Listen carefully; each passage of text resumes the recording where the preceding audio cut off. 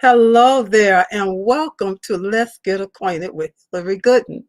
And I am Hillary Gooden. I'm so excited to be here tonight. So excited for you to come in and hear my awesome guest. My guest with me tonight is Dr. Misty Forsman, and she's going to add to our conversation. This is the month of anti-boredom, the anti-boredom month. And so we're going to have a really lively discussion, just talking about those things that you can do to help your body, help you have a more vibrant life, have more peace and health in your body, mind, and spirit. And so before I bring Dr. Misty out and before we get into our topic, I'm going to play a quick commercial. What I want you to do as you come in, thank you for coming in. Make sure that you say hello. Let us know where you're coming in from so we can shout you out. And as we move forward in our discussion, please be sure if something comes to mind that you want to contribute, just put it in the comments and we'll be glad to know what your point of view is on this topic. And so I'm going to go to our commercial. This will give us time to share, but more importantly, it's going to give you time to share and tag a friend to come on in to tonight's conversation. And so I thank you so much. Give me a second here, and we're going to get that right going here.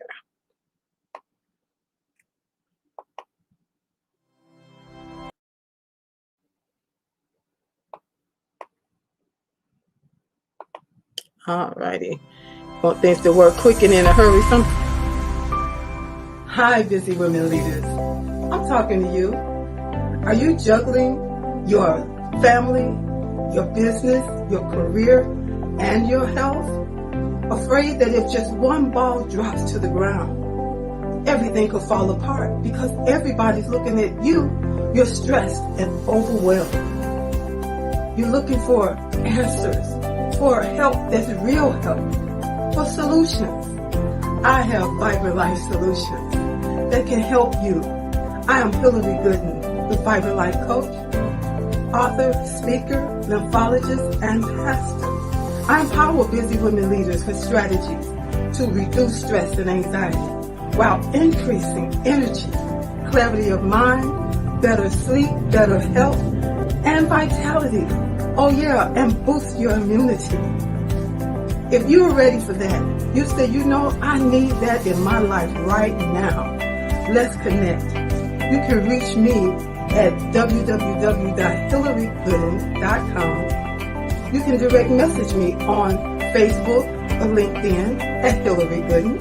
Or else if you would like to get on a free 20-minute strategy call, a clarity call, go to bit.ly/Hillary Gooden. That's bit.ly/Hillary Gooden. I absolutely believe you got the power to help your body, help you live a more vibrant life.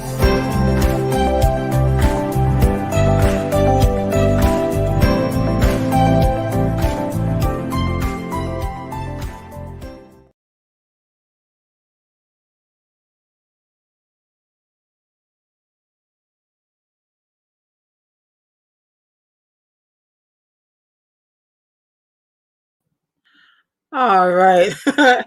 I hope it gave you a chance to share this out, tag a friend. And again, as you come in, say hello and let us know where you're coming in from. And I'm going to go and bring out my guest for tonight, Dr. Misty Forsman. Hi, Dr. Misty. How are you? Great. Thank you. How are you? I'm doing wonderful. And I'm so glad to have you with me tonight. So I'm in the Chicagoland area. Where are you? I'm in the San Francisco Bay Area. So it's afternoon for us. Wow, you're way on the other side of the country. That's why we like to know from our guests when our audience, when they come in, let us know where you're coming in from. It's amazing. And so thank everyone. I want to thank everyone for coming in, especially you, Dr. Misty. And as I was saying, we have a theme every month. This month's theme is National Anti-Boredom Month. And so This was started quite as a fluke, as a joke. The founder, his name is Alan Karuba. I like that name. He passed away in 2015. But in 1984, he was watching the Macy's Thanksgiving Parade. You're familiar with that, right? Yes. Dr. Misty.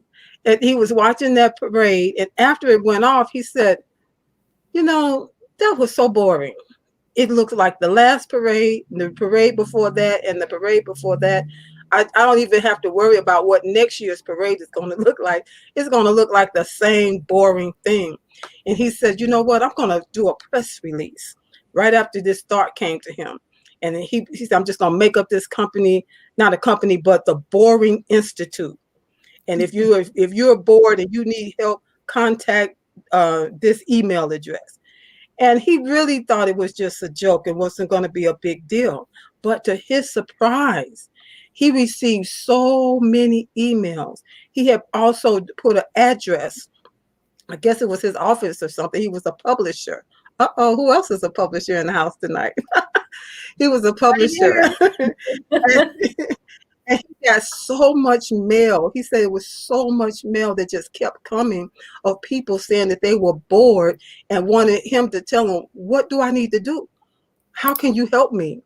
And that's how the Boring Institute actually got started. And it's a real thing now, but it started out as a joke. 1984. Coming through the pandemic and everything, I can imagine there are people that are going through this boredom today. What do you have? What are your thoughts on that?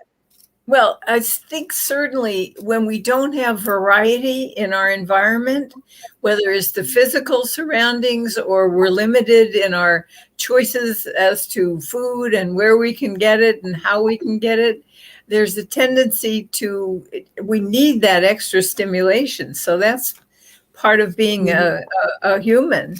And so I think a lot of people are coming out of pandemic either panicked over how things are going to look and work pandemic. And underneath that is, and they're really bored with how it was for 15 months. Yes. And so, and now they're talking about another strain coming and people are rethinking this going all out. And, say, oh, man, but nobody wants to go back in and be just in isolation like we were before either. So that's why this is so important this year more than ever to bring this topic up, to give people different strategies for dealing with boredom, because it can lead to some serious issues. Here, can you read this comment here? Sure. He believes that boredom lies behind everything from school dropout, depression, suicide, obesity, and rising crime. Well, I think, that fits to some extent, Hillary, with what our human needs. So we know the first need people have is they need oxygen. We need to breathe. The second thing we need is hydration. And that's not the booze counter, that's water.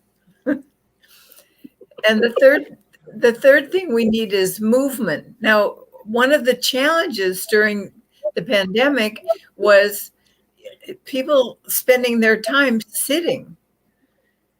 And so, a lot of issues have come up. Exactly. Over that. That's true. Yeah, a lot of issues are coming up over that. The whole system that gets rid of waste in your body doesn't have a pump. You got a pump for your heart, you got a pump for your lungs, but for getting rid of that, you don't have a pump. So you know what the solution is? You're supposed to stand up every hour and bounce, because that will get that. Did you know you're talking to the queen of the lymphatic bounce? No. Yay! That's what I do as a lymphologist. That's what I do. I'm always on my Monday night show. I'm on my trampoline bouncing, because that is the number one way to activate the lymphatic system because it does not have a pump. And that up and down motion is the number one way. And you can bounce from your feet, but on that mini trampoline, there's magic at the bottom of the bounce. So I'm just excited to hear you even say that. That's amazing. Oh yes, oh yeah. Yeah. I work with, from time to time, I work with some very top level executives, and they have huge responsibilities for lots and lots of people that work for them, plus their shareholders, Yes. plus their products and their business.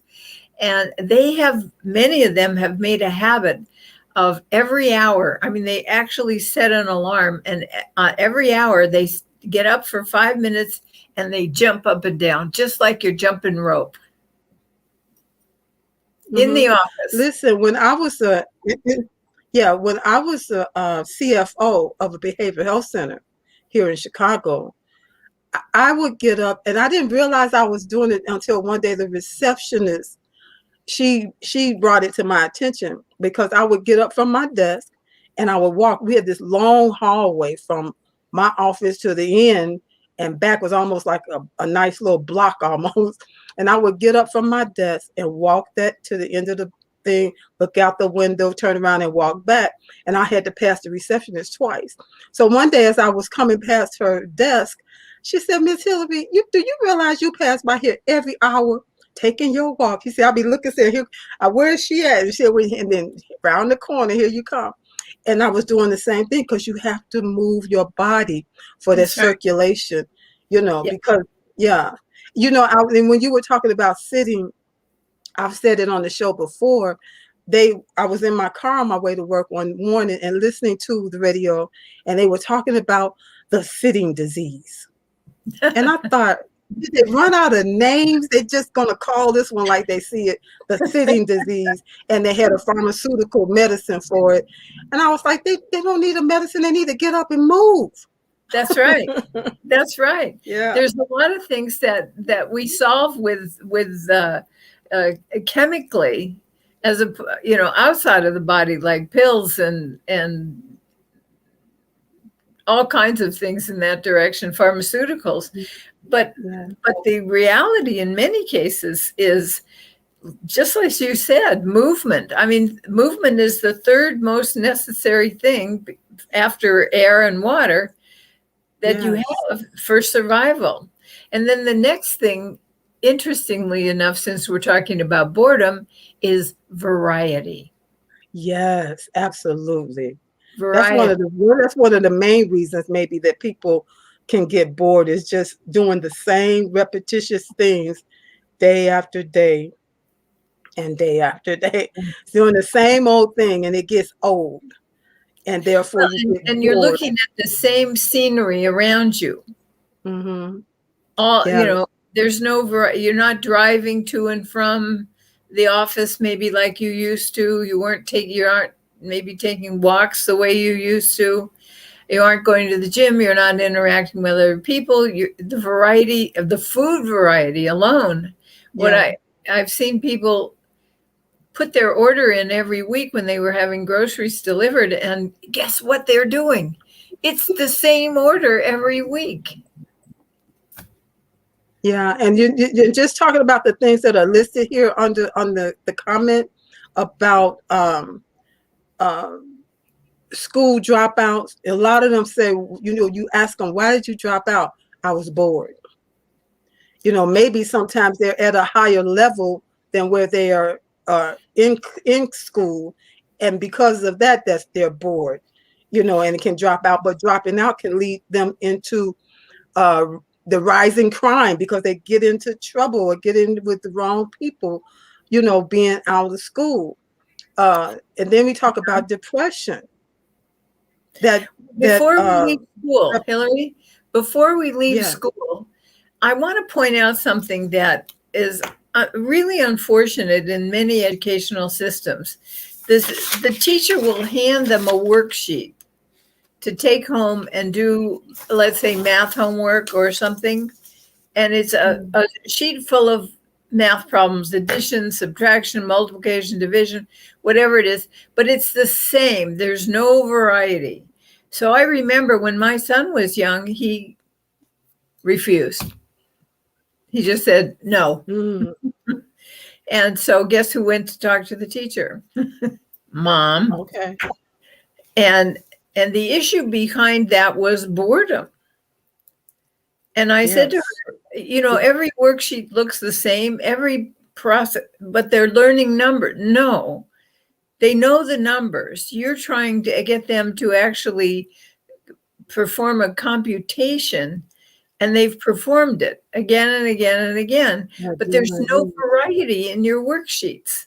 So my son, who says he already knows how to do it, and as far as I can see, he does, he's not doing your worksheets anymore. And I said, I bet you. Yeah, and then that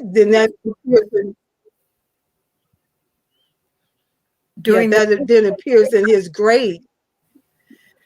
Well, because mom went to talk to the teacher, his grades didn't suffer. But if a family situation is such, you've got both parents working and they're not able to go and intervene effectively with the teacher. I mean, I felt like my job as a parent was often to be the protector in circumstances where, where he was being called upon, or it wasn't my daughter so much, but my son had his own way of going through school. And but he was bright. My brother was the same way. He had his own way about stuff. Yeah. And just asking kids to conform. Actually, I intervened in a situation where a parent called me. This man called me one day and he said, I need some help. I don't know what to do. My son, who's in kindergarten, is spending all of his time at school in the principal's office. And I thought, in kindergarten? So I said, let me go take a look. So I did go. And the kindergarten teacher had all the kids sitting on a little carpet where she read to them. And for boys that have big muscle development going on, or even girls sometimes too, that was excruciating, and he couldn't sit. So guess what? He got sent to the principal's office. So we had a chat, the teacher, the principal, and I, and there was some learning involved for the teacher that you can't ask a child to not move, because movement is part of growing up. Yeah.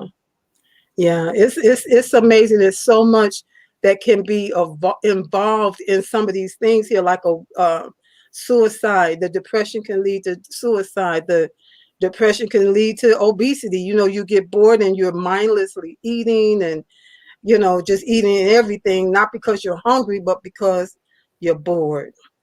I did that. I did emotional eating a lot of times, but I've lost 75 pounds prior to pandemic. Yes. Kept it off. Thank you very much. And that's no longer an issue because I have a new relationship with food. And that's kind of what other people need to develop also, is they need to have a new relationship with food. It's not your new best friend. Yes. It's not your girlfriends. It does not replace the emotional whatever you wish for. Yes. It does not replace the money you don't have. It does not replace your spiritual growth and needs and all of that. You have to take the other steps. And so that is also part of boredom, no question. Yeah, that leads right into our next talking point, which is we want to approach boredom with positive challenges, positive stimuli to keep it at bay, to keep boredom at bay. And like you said, just, what were like 3 things that you did in changing your relationship with food? That's a big one for a lot of people, men and women. Right. The first thing I did was started the change 2 days before my birthday. And I thought, oh my goodness, you know what that means? No birthday cake this year. No, they said, no, this is not the change for the first week. No. And so I brought home 3 different birthday cake remains from 3 different birthday parties. And I thought, I'll put them in the freezer. Well, Hillary, How did that work? into the freezer. But I used the time to go back in my own history to see where that began. And what I discovered was that I had been put on a diet when I was age 3. Oh, wow.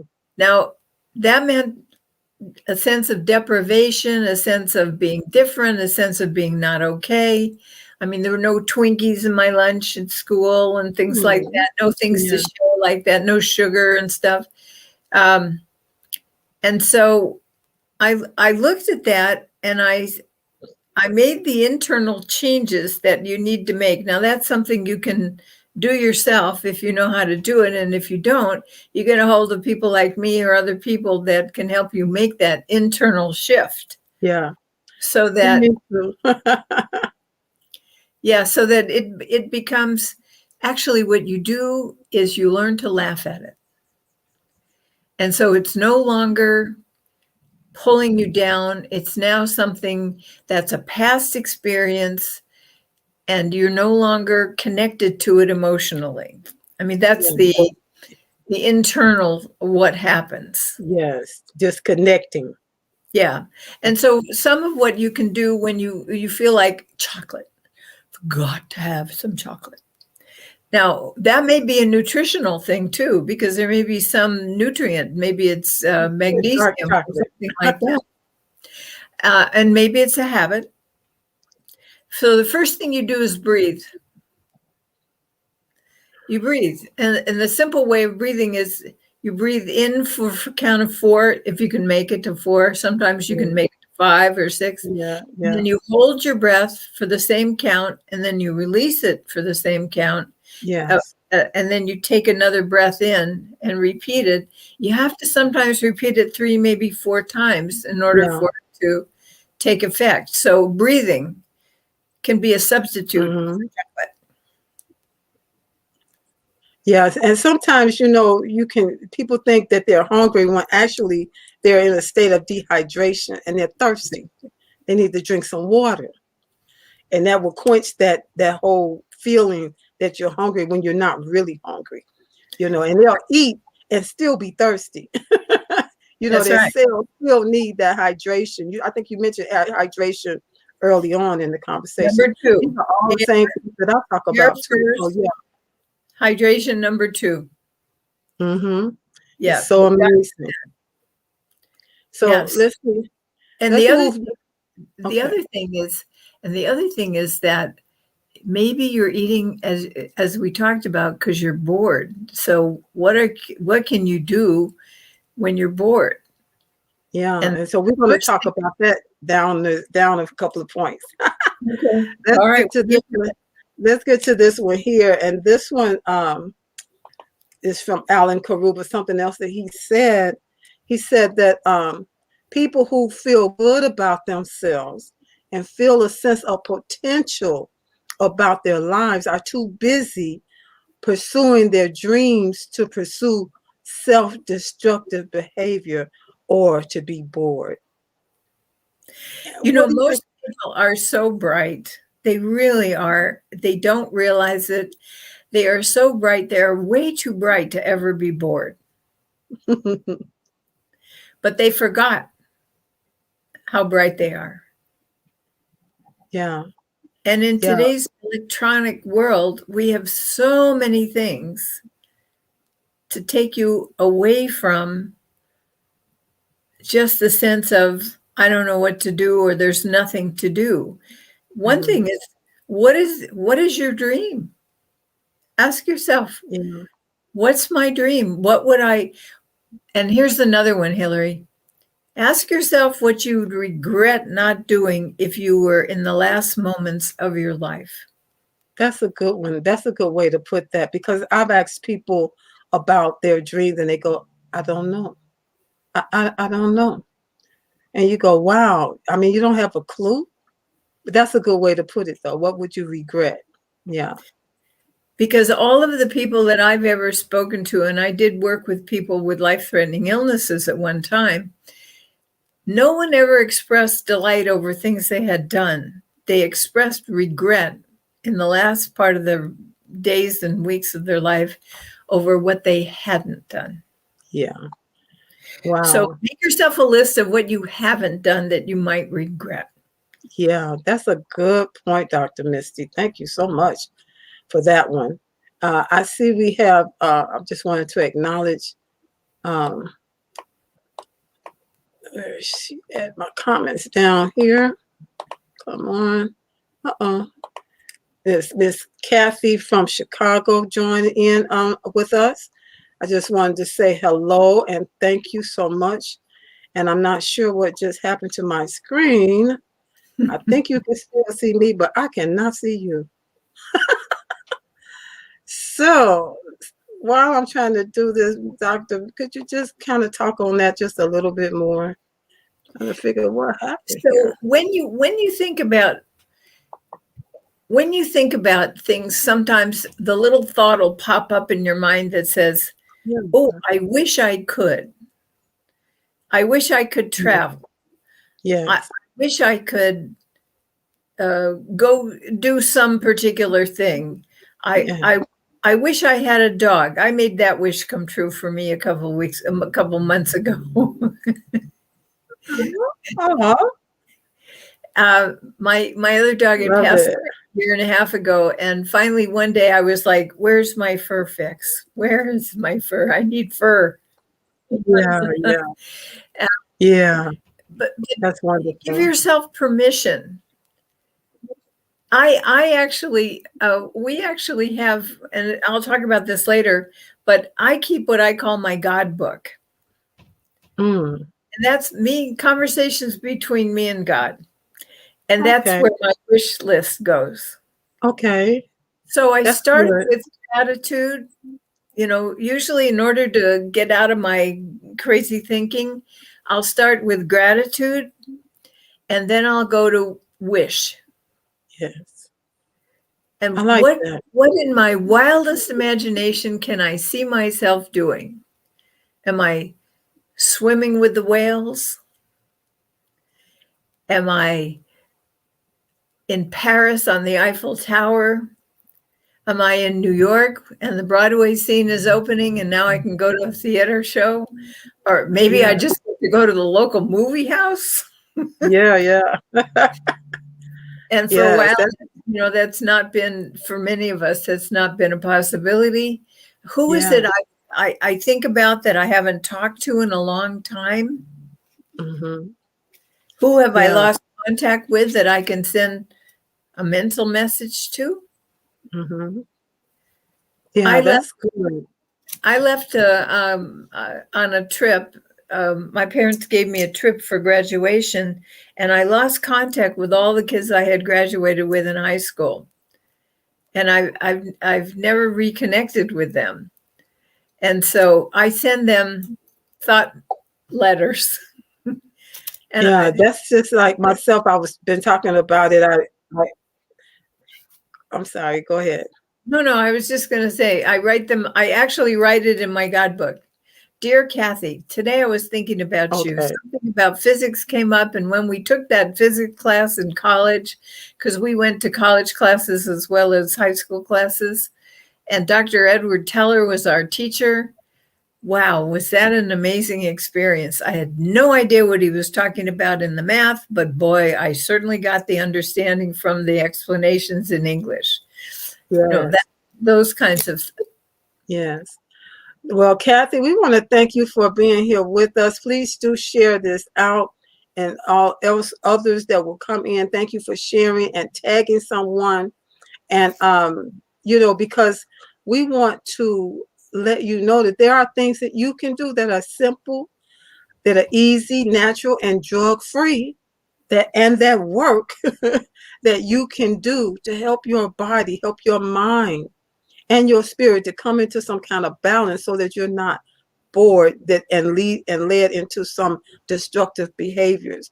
There are things that you can actually do, like Dr. Misty has been talking about here, that can help you to find some creative ways to help yourself, to come out of that, to combat that boredom, because it comes like a bully, but you don't have to give in to it. You do not have to give in to it. let's That's see. right. We had one more thing, and that was to talk about some of the different ways. And so let me see. Here is this one here. So Dr. Misty, if you don't mind, if you could you read that one for us? Sure. Here's some ways to combat boredom: prayer, meditation, play or challenge your brain, get physical, learn new things, clean. Clean, Boy, be creative. that one is like on the back burner for me. Be creative and volunteer. Yes, Those are yes. And wonderful. I so mean, any prayer of and yeah, you start, you look at that list. In fact, the ideal thing would be to write the list down. So you've got a list. Okay, when I don't know what yes, to do, and I'd stick it on my refrigerator or yes. somewhere that wherever you are for the day, so it's right there.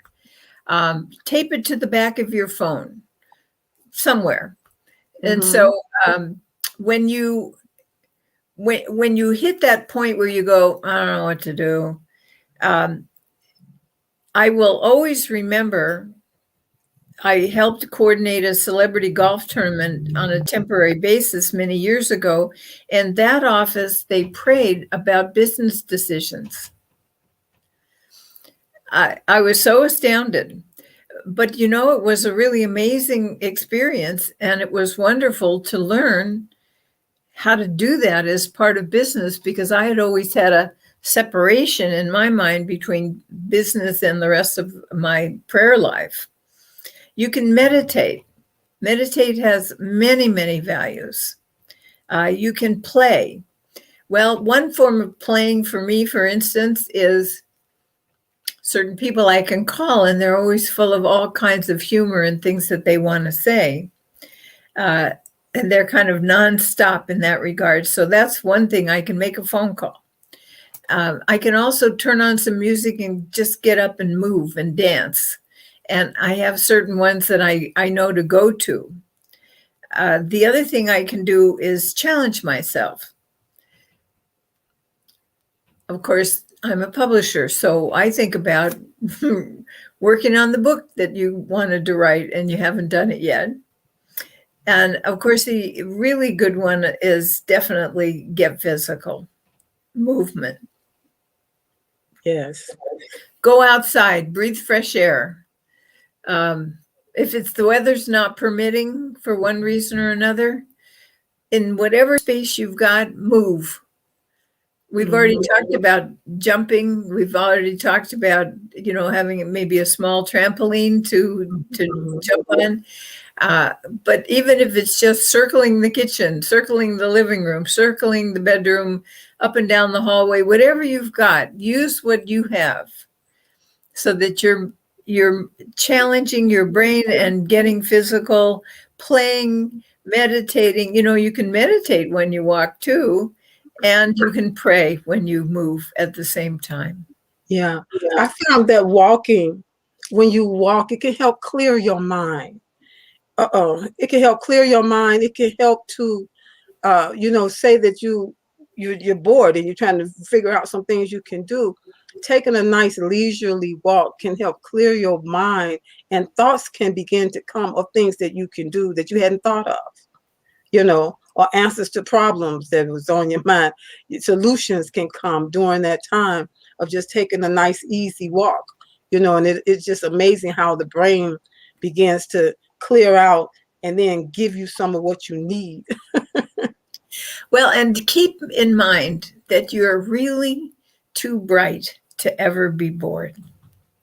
Yeah. You really have the resources. You are so much more than you think. Yes. So I want to cut to a short commercial break that I need to do. And then, Dr. Misty, when we come back, we want to hear more about you and what it is you do in the world to help other people. Is that all right? Yes, it is. All right. So just bear with me here.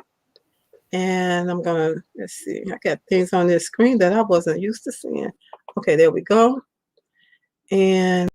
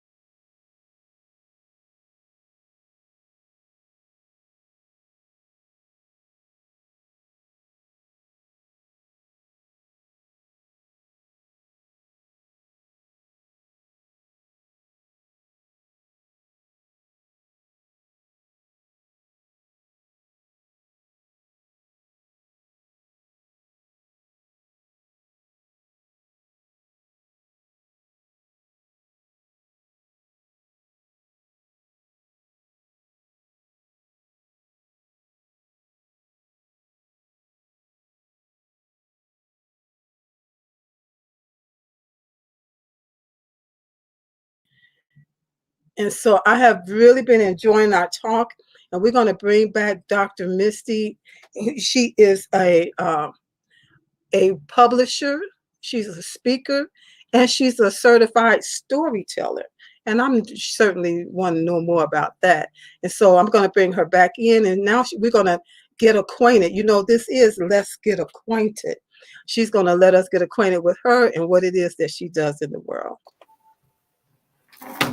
All right. So, Dr. Misty, I'm going to give you the floor right now, and you can tell us what it is you want us to know. Well, there's so much to tell you.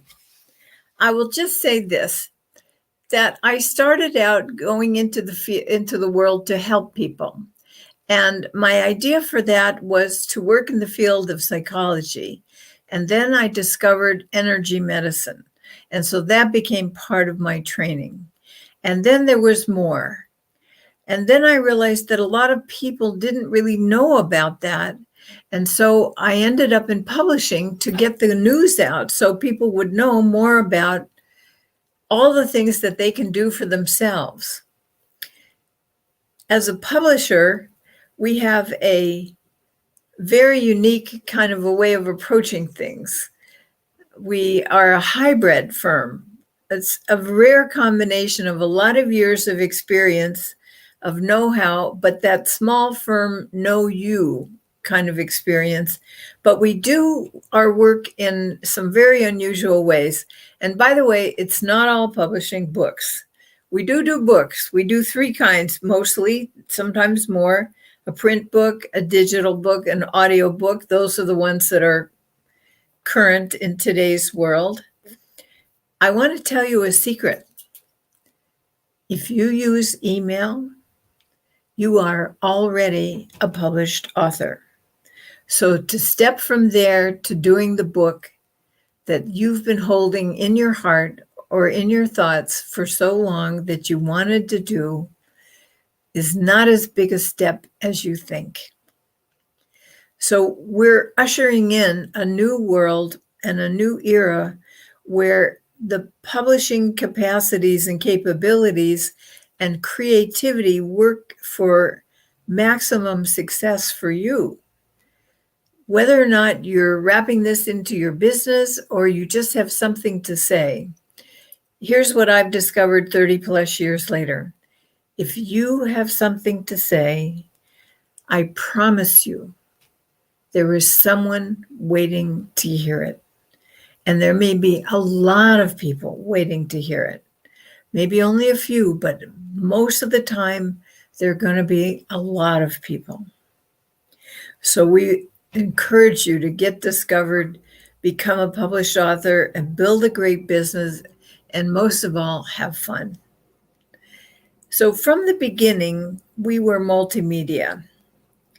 We used books, wrapped them around a business. Our areas were nonfiction and children's, and the business we called bookification. Bookify your business. Now, that's still a viable concept, but we've got some new things that are going on today that weren't there many years ago. One of those things are, see how small and thin this book is? These are small books. We also have the regular kind of books, which are the usual size books like this. And you can see it's got about 300 pages, but you're not compelled to do a book nowadays that has 300 pages. You can do a book with less than 100. In fact, this is one, this tiny little book, and this one has to do with the New York theater, Broadway. And it's all color, and there's a lot of variety of what you can do. So every book is a story. I don't care if it's fiction or nonfiction. It's a story. Story is how our brains organize information. And so the story that most of us are familiar with is the story of the hero's journey, which is you set off and everything's fine and dandy, and then there's a conflict, and you're plunged into a deep abyss of trying to figure out and have to figure out what to do about it. And then you rise up out of that abyss and you come to a new resolution, and your life is permanently changed. Books do the same thing. Stories do the same thing. If you're having a problem in your life, the first thing I say to people very often is, change your story. Stories are approximations of what the reality is, but we act as if they're the truth.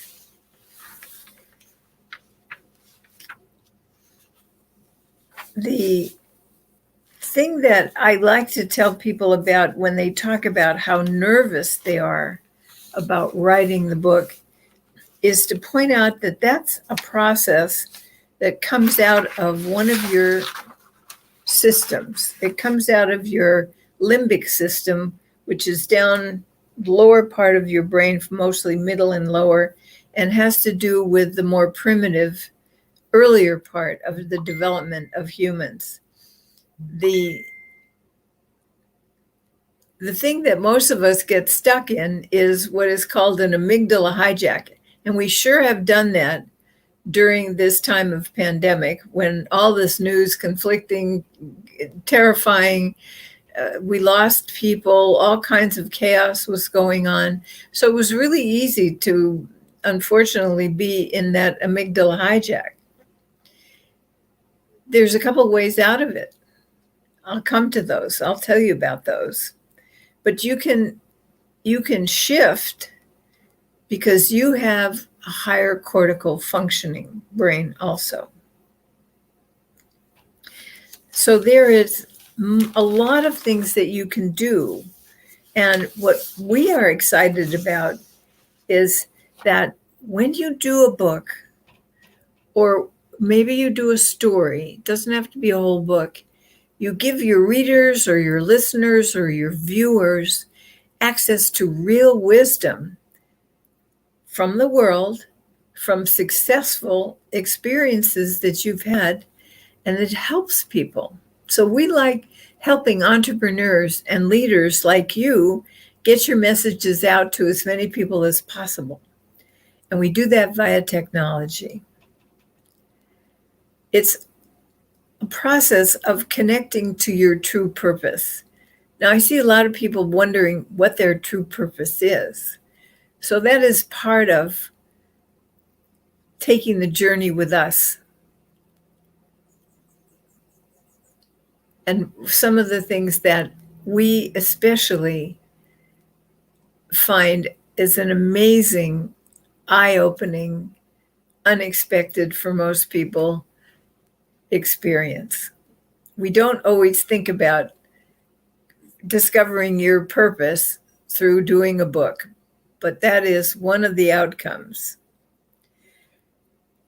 We have neuroscience in action through energy coaching available. And I see Hillary, but I don't hear her. I'm sorry, I was on mute. But I want to make sure that we have enough time for you to speak a little bit more on the limbic system and the amygdala hijack. Thought that was interesting. But what was that you just said about energy? Well, one of the things that we have available to people we work with is you get neuroscience in action through energy coaching, because that's part of the tools that we bring to the table. So whether you're an individual, an entrepreneur, an author, or someone who hopes to be an author, we have tools, and we're going to talk about the hijack in a minute. We have tools to take you out of that place. If you're someone who's terrified of speaking publicly, or you're afraid to start putting your ideas down on paper, or you think there's nothing to your ideas. So let me show you really quickly how this works. This is my overly simplified version of how the brain works. Now, Down here, we have the amygdala. The amygdala is that thing that is fight, flight, freeze. It came up for us, in the days when we had tigers and lions and things around us that could make us lunch. And we learned to either fight, run, or hunker down and be absolute frozen. That was the amygdala. And it's a reflex. So the minute the danger hits, in today's world, we don't have any lions and tigers, but in today's world, you're driving, someone cuts in front of you, hijack. Now, yes. That takes you that into makes sense. The limbic system, which is the emotional. That's the second part. This is where all the emotional stuff is. And I'm drawing it like this because I'm meaning that to be the whole brain. I'm not differentiating where it is. Yeah. In the limbic system, everything's emotional. That so-and-so driver, I could this and that and so forth. Yeah, we've all been there. Listen, I'll just speed up, go around them and cut them off myself. I don't know about you, but I've had those thoughts. Anyway. But today also, the thing that gives you an amygdala hijack is the insurance bill arrives and it's bigger than you thought, or you don't know where and how you're going to pay for it. And so we also panic over those things. For a lot of people, do we mask? Do we not mask? Do we get a vaccination? Do we not? And we get into amygdala hijack. Yes. Now, where you're hoping to go, just so you wonder where you're heading to, is the prefrontal cortex. Yes. The prefrontal cortex is the last part of your brain to develop. It's the most advanced, and it's where you can think about you thinking about yourself. It's got consciousness. Okay. It's your connection to higher spiritual things. It's your connection to amazing, amazing possibilities. Yes. However, if you get stuck in the amygdala and all you know is it's not okay. Something's not right. Yeah. Lions and tigers and bears. Oh my. Yeah, exactly. Okay, there's two things you can do. One thing you can do is you can try what's called square breathing. That's where you breathe into a count of 4. If you can get to 5, better yet. 6, better yet. Hold your breath for that same count and then breathe out in through your nose, out through your mouth. Then hold the breath at the bottom and go back to the beginning and start it over again. You'll have to do it about 3 times at least. Now, sometimes. So what are they? So let me say this. What are they expecting to happen during those 3 counts? That's going to drop you out of the amygdala hijack. That's going to reestablish you. This is like putting you back into balance between your sympathetic and your parasympathetic system. Okay. The emotional system and the thinking system. Now you're back in balance. However, some of us sometimes can't do the breathing. We're so freaked out, whatever it is. The crisis has passed. The insurance letter or bill or whatever it is that set you off is not going to fly around the room and eat you for lunch. So there's another thing that you can do. There's a 3-3-3 rule. What this is going to do is take you out of the hijack, ground you back, get you balanced, get that sympathetic and parasympathetic system back in balance. And the first thing you do is you look around. You look around wherever you are. If you're in the car, you just keep your eyes on the road and just look around. Name 3 things that you see. Mm-hmm. Okay, so I'm going to use the example. I'm in the car. I see the windshield. I see the idiot who cut in front of me. Oh, no, just describe. I see the car that cut in front of me. I see the car to my left. I see the car to my right. But there's 3. That's at least 3 things. Yes. Next, you name 3 sounds that you hear. I hear my air conditioning. I hear the sound of the engine of my car. I hear the sounds outside my car of other cars. If you're outside, maybe you hear an airplane. Maybe you hear the wind. Maybe you hear someone's voice. But you notice and name 3 sounds. Yeah. Then the third thing you do is you move 3 parts of your body. Finger, arm, you can't see it because it's under the table here, leg, wiggle your toes. I mean, anything that's part of your body that you can move. Most of us go first for things like our hands, our fingers, something like that. Yeah. This in itself will take you out of the amygdala hijack. Yeah. It helps you to help your brain to refocus on something That's different. Right. It takes you out of that hijack and back into that balance between parasympathetic and sympathetic system. Yes. And those are the fastest, best ways you can do it, because even though it's taking me a while to explain it, you can do it very quickly. Exactly. Now, let me tell you the reason why we want to get out of the amygdala hijack. When your system goes into hijack, your immune system shuts off. Because if you're being chased by a lion or a tiger, you don't need your immune system at that moment. You need to survive. Yeah, what's more important? Yeah, we're not bothering with the immune system at that moment. We're just... Now, if you stay in amygdala hijack, if you stay in stress, you stay in panic, concern, frantic, under the surface, quiet, but it's still there, your immune system is not functioning, or it's not functioning optimally. That's right. That makes you prone to illness. Absolutely. That is not something you want. And let me tell you the magic that's part of the amygdala system once you get out of the hijack. It has, and very few people know this, it has a second function. And what is that? You walk into a crowded room, you go, panic, hijack. You look around, you realize they are not having you for lunch. You may see somebody you know, or you may see someone who smiles at you, or for some reason you are able to either breathe, do those 333 project things.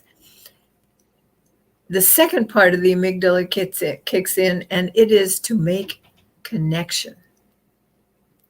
So all of the energy that went into the panic is now available to you to make connection. Mm-hmm. So this is especially important, for instance, for people that work with people. Yeah. And you've got to make something, you got to do something, you have to speak. And a lot of speakers go through, and then they forget what they're going to say, and they don't have anything, it's all blank. There's not a word. Yeah. When they move past it, now they're able to make an amazing connection. Yes. With the people that are there for them and they can connect with. Yes. So there's another part of the story that we don't always know about. What is that? The connection. Yeah, the connection part. So the amygdala is survival and connection. Okay. Survival and connection. Yeah. That survival part though, man, it's amazing because it can take you from 0 to 10 just like that. And just not even a blink of an eye. Not even a blink of an eye. Just trying to, because I've had that anxiety attacks, and it will cause me to cough. And people think, oh, she's got a cold. No, I don't have a cold. This thing happens so fast, and I start coughing because I can't breathe. So now I'm trying to breathe and calm down at the same time, so that's what kind of led me on my journey, trying to find out what can I do besides taking an inhaler for the rest of my life, as suggested by my doctor. Right. And so, yeah. Right. Our unfortunately, our medical system is very geared towards pharmaceuticals, Yeah. but the energy medicine part of it is to do something like the breathing technique. And if you can't, because you're in too much of a panic, use the 3-3-3. Doctor, since we're talking about that right quick, there was one day I was in my car coming home from work. I don't know what triggered the attack. And since I was on the expressway and what do you call it, evening traffic, the work hour traffic, after work hour traffic, maybe somebody cut me off or something, but something triggered that cough. And I was trying to keep my eyes open so I could see, and try to get this cough to calm down. And I thought I don't know what made me think it, but I thought to breathe like this, breathing through my nose real fast. And when I did that, in a matter of a couple of seconds, I went right to that place of calm. And it amazed me. And that's when I started looking into breathing and just research about breathing. Yeah, it's amazing. Just like that brought me right back. Right. There's so many techniques in breathing, and you're absolutely right. You can accomplish miracles with breathing, no question. Yeah. I think I also bring up the 3-3-3 because sometimes if you're so caught up in it, you just can't even breathe. You can't breathe. That's part of the problem. And when it happens that your heart is palpitating so fast, then you can't breathe. And then you're trying to breathe in and you over breathe, taking in too much oxygen. And then it just, it can be make you look like you're about to die. And people don't know what to do. They're bringing you water. They're patting you on the back. And you just like, give me a minute. Let me catch my breath. That anxious moment. Give me a minute. Yeah, so, that anxious, what should have been not anxious, but when it happens, it can be just overwhelming. And for people that don't know these techniques, if you don't know what you can do, for those that are listening, I thank Lotus Richey for coming in. She said this is another great discussion, and I know she's just getting off of her show. But we've been talking about anti-boredom. We talked about that, but now we have with us Dr. Misty Forsman, and she is such I'm just so glad to know you. She's a publisher. She just told us about, one thing about publishing. I always thought you got to write this book that was at like 300 pages or so, but now I'm finding out you can write a bona fide book that's way less than 300 pages in order to just get a story out. That's kind of what you was telling us, right? Yeah, it's of course every book is a story, but this book actually, the skinny little book that I'm holding up for you now doesn't even have 50 pages. Now, see, I could do a few of those. I need to get ready and get me some books out or some stories. Different stories. Those are thick. This book has two intentions. It's of course to inform, but it's also to attract clients. Mm-hmm. And so that's a wonderful way of expanding and communicating and reaching people in a very simple way. Yeah. It's easy to give away a 50 or less page book. For example, easier than, I always love when they say, we'll give you the book for free, but you have to pay for shipping and handling. And knowing what I know about how much it costs to publish a book, when I see the shipping and handling costs, I think, I'm paying for the book, I'm paying for the shipping, I'm paying for the packaging, and I'm paying a piece of whoever's doing the work to do it. Right. I just find that very irritating, frankly. That's because you know what you know. So that's right. If you don't know, you don't know. Yeah, but the other thing, you're a certified storyteller. That's right. Certified, and we're at the top of the hour in just a few more minutes, and so we can. So it's coaching. in the International Coaching Association, Mm-hmm. International Association of Coaching, IOC, Yeah. I'm certified as a coach in storytelling. Now, I have been an undercover storytelling coach for 30 plus years before, Like that. somewhere along the way I got the Undercover. certification. Because books and communication are always stories. We're having a conversation, but it's a story. And if you pay attention to Mm-hmm. how we flow through, how you've led us through the conversation, I could write you the table of contents and see the book that comes out of it and the story. Wow. Yeah. Now, what That's amazing. we love doing nowadays is we love joining with authors as kind of a co-creators. Mm-hmm. So we'll help get the story out of you onto the paper or into a talk. It's either way, it works both ways. And then we partner with you. And sometimes we think it's better if you are the company that publishes. We help you create your publishing company. Mm-hmm. And we're very eclectic about that. We have no preference. Or we can be your publisher. Sometimes there's more prestige in having something from a company that's been around for 30 plus years. Yeah. And then you make more money. Yeah. Thing. Yeah. We all want to know how to do that, how to monetize in the effectively, Yes. the best, optimally. And so how can people connect with you?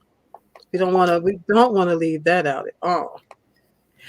Well, I have several ways they can connect with me. One of the best ways is to email me on publishinggoddess@gmail.com. Mm-hmm. I had a lot of fun with that title, by the way. So how did you come up with Publishing Goddess? Right. We don't use the company name. We just call Publishing Goddess. Because I have to tell you, in all of our years, we have done so many projects. We've done over 1,000 projects. Oh, wonderful. In all of our time, some of which are books, some of which are CDs, DVDs, film, helped develop a television show, art projects, lithographs. Am I remembering everything? Every industry you can think of. We worked for we did a project for the Chicago legal system for what became a Texas University project, individual projects, individual businesses. And we have many, many ways of working. If people can't get themselves to sit down and write, I know we have in a couple of cases, we will set it up so we can follow you around and capture your wonderful speaking. Maybe you're a CEO or a leader in some area, and we'll gather that all up, edit it into a book, if that's what you want, a book or whatever you want. Mm-hmm. And so that the people that we've done with this within the past have wanted books. Yes. And we've been the publisher for art shows, for music festivals. I mean, go on and on. I can't think of an area we haven't had a finger in one way or another. Yeah, so you've gotten really creative with what you're doing because it can be so much more to it than just besides a book. And a lot of times people, that's as far as they think. I need to get a 300-page book and I don't know what I could write about or then it seems overwhelming and out of reach, but there's so many things that you just mentioned. This is a promotion for New York theater. Mm-hmm. Whoops. See how thin it is? Yes. I think it has 32 pages. Wow. And Dr. Lotus, she said, many entrepreneurs are looking for a very cost-effective way to write their books. That's right. And so I didn't hear you mention children's books. Do you do children's books as well? We've done children's books also. We were part of developing a television show called Barney. And that came out of a wish that I made. Talk about wishes. I Right. wish that there was something available for my children when they were very little that did not have to do with shoot 'em up Yeah. and Please. fighting and the kind of arcade stuff. Yeah. Yeah. And so when this project came along, it was not my project. I said, let me help you get this on TV. And that's what I was part of. Okay. So you want to read this last comment, and then we're going to go to give your final words of wisdom. And Okay. before you do that, you're going to look at this. Then I got one more commercial I'm going to do. And then when we come back, you're going to do your final words of wisdom. Okay. You don't have to have a big book to be powerful. And I'm showing you how. Yes, right here, right now. And I'm just so, Right this is now. yeah, but this has been such a great show tonight and a great conversation with you. And I'm so glad that we met. We met at a networking event, and you just never know how, one connection, what that's going to do for you. And so I'm just glad to have you here tonight. And Well, I'm very grateful to be here talking with you. yes. And so I'm going to do this quick commercial, and then we're going to come back for your final words of wisdom. All right. Okay. So give me 1 second here, everybody. And I hope you have enjoyed. If you're coming in at the end, please do watch the replay. Make sure that you connect with Dr. Misty. Make sure that you share and tag someone, because it was so much discussed tonight that can be helpful for you, if not you, someone you know and love. And so we're going to go on to my commercial break that I must do.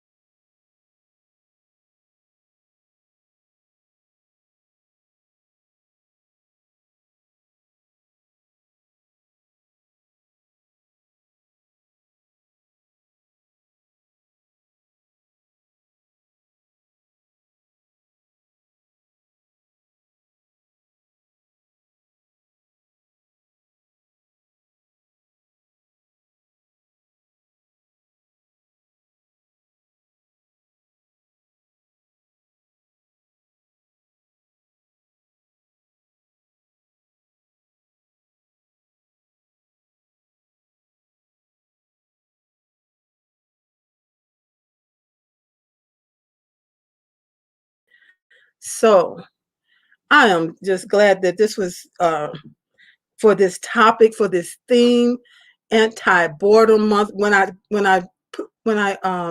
chose this topic for this month, Dr.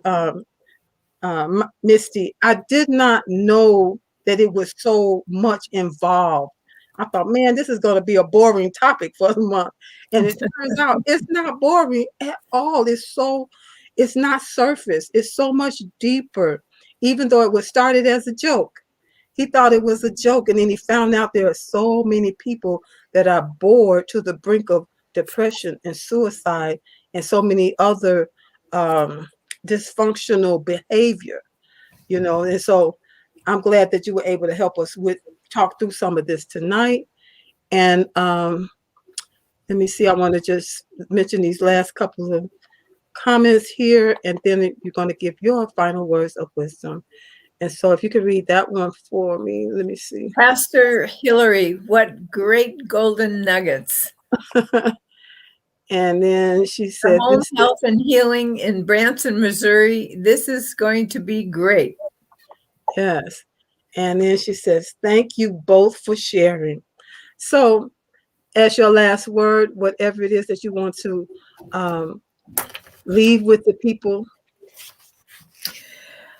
I want to tell you that if you have something to say, I promise you there are somebodies, and that's plural, waiting to hear it.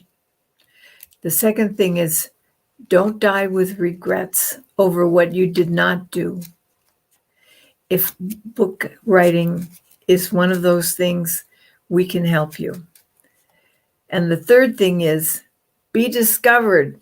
Tell your story. Create your empire. Be a published author and have fun. I look forward to hearing from you all. Thank you so much, Dr. Misty Forsman. Am I saying your last name right? Yes, you are. It's a Swedish name. It's from my late husband. Forsman means the man by the falls. Apparently, some ancestor 300-400 years, whatever it was, ago, did some favor for the king, and this was an honorary. It's actually an honorary title to have a last name in those days. Oh wow! Amazing. Learning something just in this getting acquainted before we even get off of here. Right. Thank you, Dr. Misty Forsman. And I want you to wait for me in backstage, and I'm going to close out the show. Okay. Wow, wow, wow. This has been another great show. I thank those that have come in to watch the live. I appreciate you. Replay viewers, I appreciate you as well. And if you're ready, this is something that you're looking to do, connect with Dr. Misty. She has a whole wealth of information that's not just like she was telling us. It's not just the books and your stories and different things like that. There's a lot of neuroscience. How did she put it? Neuroscience in action that goes into play as well. But so I just want to say, like she said, you don't want to have regrets. Haven't thought about it in that way, but you don't want to be your last days on this earth and thinking, man, I regret that I never tried this, or I never went after that dream that I wanted to do, but for whatever reason, I never tried it. So you know what? Go for your dreams. What time is better than now? Now is always a good time to go after your dreams, to find out what one step could you take to get just a little bit closer to that dream today. And if you need some help with that, you can contact Dr. Misty. You can contact me. I can help you too, because it's all what I'm all about is helping you to help your body to live a more vibrant life by having more vibrant health. And first of all, we're talking about your mind and the words you speak and the thoughts you think. They come first for whatever it is that you're wanting to do in this life. So you can contact me, and I don't know why I didn't have that up here, but you can contact me for a clarity call, for a free 20-minute clarity call. And it's running across the bottom there. And you will go to bit.ly/speak with Hillary. And I'll be glad to talk to you and to find out what it is that you're trying to do or want to do, and how can we work together to make that happen. There is a way that's already made just for you. Remember that. So if you'd like to connect with me for that free 20-minute Clarity Call. Go to bit.ly/speak with Hillary. And I want to thank you all for being here tonight. I'm here every Thursday for Let's Get Acquainted at 6 p.m. Central, 7 p.m. Eastern, talking with special guests from across the country and from other countries who are doing great things in this earth. And so tune in. For this month, our theme is the National Anti-Boredom Month. Every Tuesday, I'm here. You can catch me live for the Vibrant Good Health Show. And on that show, I'm talking about all things that you can do to help your body help you live a more vibrant life by having more vibrant health. And so that's every Tuesday at 7. No, I changed the time. Actually, it's going to also be 6 p.m. Central, 7 p.m. Eastern every Tuesday for the Vibrant Good Health Show. So thank you for being here, and I will see you again next week. Have a blessed evening.